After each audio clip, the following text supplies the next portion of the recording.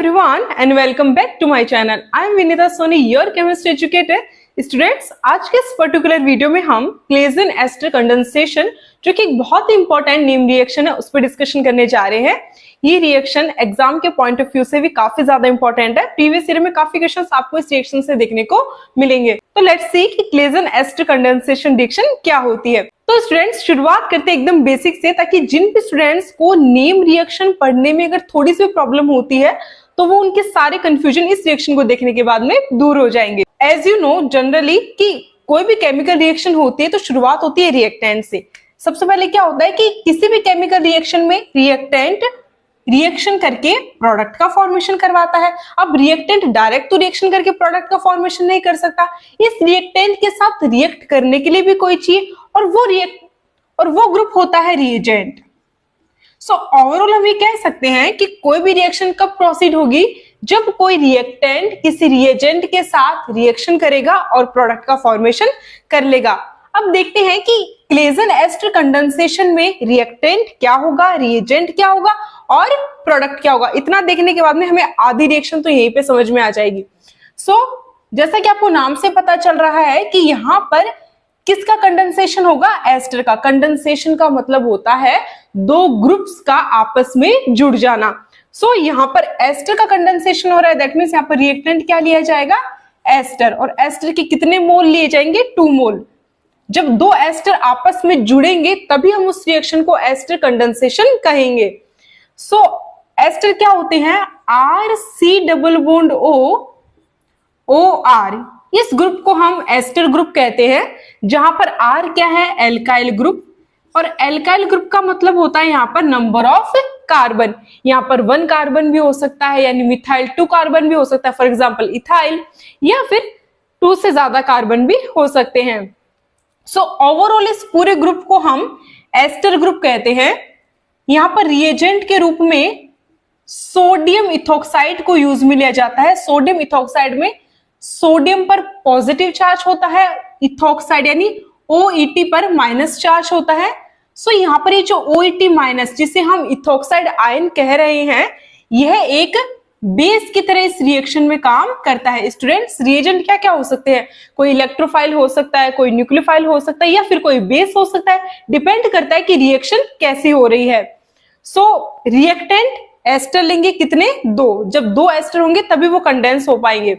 Reagent यहाँ पर sodium ethoxide लिया जाएगा, जिसमें OET माइनस यानी इथोक्साइड आयन एक बेस की तरह काम कर रहा है। और यहाँ पर प्रोडक्ट बनता है बीटा कीटो एस्टर। और बीटा कीटो एस्टर किसे कहते हैं, RC double bond O CH2 C double bond O OET। देखो ये क्या है, एस्टर ग्रुप।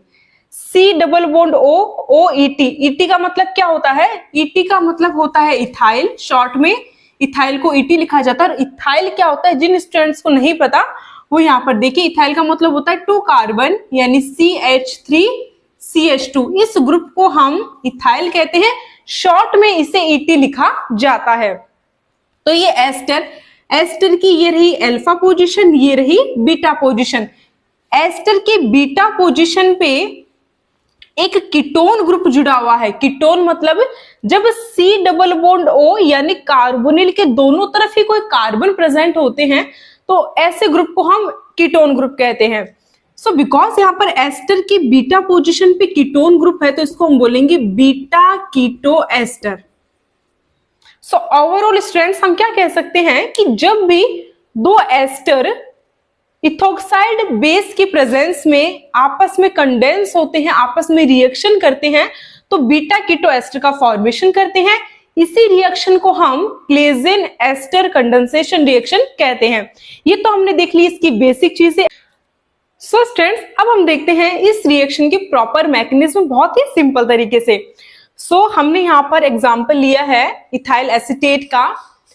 ये है एस्टर, ये है हमारा रिएजेंट। आपको पता है कि NaOET यानी सोडियम इथोक्साइड में ये जो OET माइनस है, ये एक बेस की तरह काम करता है। देखो, इथोक्साइड आयन यानी OET माइनस एक स्ट्रॉन्ग बेस तो नहीं है, लेकिन ये इतना स्ट्रॉन्ग है कि यहां से हाइड्रोजन को रिमूव करके इनोलेट का फॉर्मेशन कर सकता है इजीली।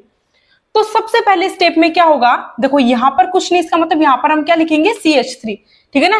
जब यहां पर कोई ग्रुप शो नहीं होता इसका मतलब यहां पर CH3 ग्रुप प्रेजेंट है। तो CH3 को हम थोड़ा सा यहां पर ओपन करके लिखते हैं कुछ इस प्रकार से। अब सबसे पहले रिएक्शन शुरू होगी इस OH माइनस से। ये बेस क्या करता है, एसिडिक हाइड्रोजन को एब्स्ट्रैक्ट करने का काम करता है, यानी एसिडिक हाइड्रोजन पे अटैक करता है। यहां पर एसिडिक हाइड्रोजन कौन सा हाइड्रोजन होता है, वो हाइड्रोजन जो कार्बोनिल ग्रुप के पास वाले कार्बन से जुड़ा हुआ है। तो बिकॉज ये एसिडिक हाइड्रोजन है तो ये बेस इस हाइड्रोजन पे अटैक करेगा। जैसे ही बेस इस हाइड्रोजन पे अटैक करेगा, ये हाइड्रोजन अपने इलेक्ट्रॉन यहां प्रोवाइड करवा के रिमूव हो जाएगा। तो ओवरऑल हमारे पास क्या बनेगा, CH2, यहां पर क्या आ जाएगा, अब एक डबल बॉन्ड, ये कार्बन, इस कार्बन से ये ऑक्सीजन जुड़ा हुआ है और ऑक्सीजन पे बॉन्ड के इलेक्ट्रॉन चले जाने से इस पे नेगेटिव चार्ज आ गया और दूसरी तरफ OET ग्रुप प्रेजेंट है। ET अभी देखा हमने, इथाइल ग्रुप यानी CH3 CH2 ग्रुप। सो ये सबसे पहले हो गया इनोलेट का फॉर्मेशन, इसे बोलते हैं enolate. Carbon carbon double bond, carbon oxygen minus charge, इस प्रकार की स्ट्रक्चर को हम बोलते हैं इनोलेट। तो सबसे पहले फर्स्ट स्टेप में बेस हाइड्रोजन पे अटैक करके इनोलेट का फॉर्मेशन करता है। कैसे करता है वो हमने देख लिया। सेकंड स्टेप में क्या होगा कि हमारे पास ये जो यहां पर इनोलेट बना है, ये दूसरे एस्टर पे अटैक करेगा। हमने स्टार्टिंग में बात की थी कि क्लेजन एस्टर कंडेंसेशन या फिर कोई भी कंडेंसेशन रिएक्शन हो, उसमें कभी भी सिंगल मॉलिक्यूल पार्टिसिपेट नहीं करता, उसमें मॉलिक्यूल के 2 मोल पार्टिसिपेट करते। एक मोल से हमने इनोलेट बना लिया, अब दूसरा मोल इस इनोलेट के साथ रिएक्शन करेगा। तो ये हमने सेम ही एस्टर लिया है, इसके 2 मोल लिए हैं। तो अब नेक्स्ट स्टेप में क्या होगा स्टूडेंट्स कि ये ऑक्सीजन, अब एज यू नो कि ऑक्सीजन एक इलेक्ट्रोनेगेटिव एटम होता है, इस पर नेगेटिव चार्ज ज्यादा देर तक स्टेबल नहीं रहता, तो ये अपना नेगेटिव चार्ज वापस इस बॉन्ड को दे देगा। जैसे ही नेगेटिव चार्ज के इलेक्ट्रॉन्स यहां पे आएंगे, वैसे ही यहां से डबल बॉन्ड इस कार्बोनिल ग्रुप पे अटैक कर देगा।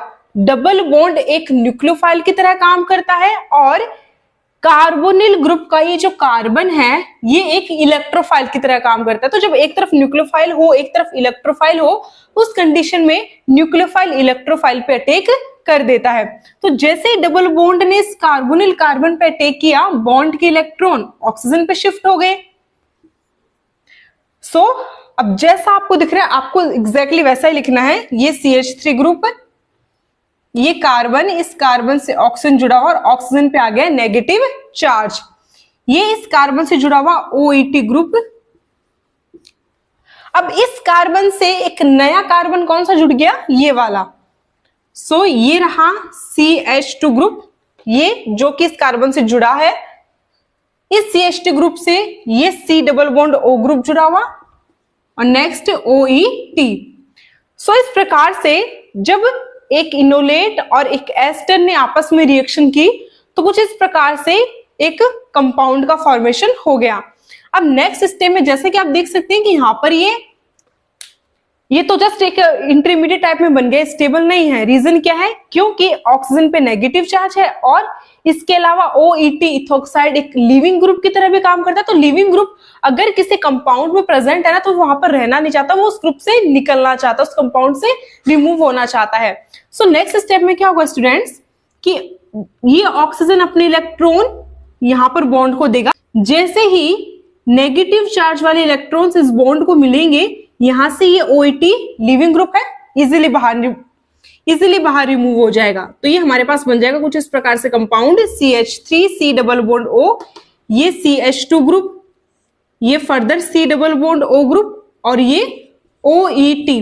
सो ओवरऑल हमारे पास बन गया बीटा कीटो एस्टर। सो यही हमने स्टार्टिंग में देखा था कि क्लेजन एस्टर कंडेंसेशन में क्या होगा स्टूडेंट्स। ओवरऑल एक बार फिर से देख लीजिए।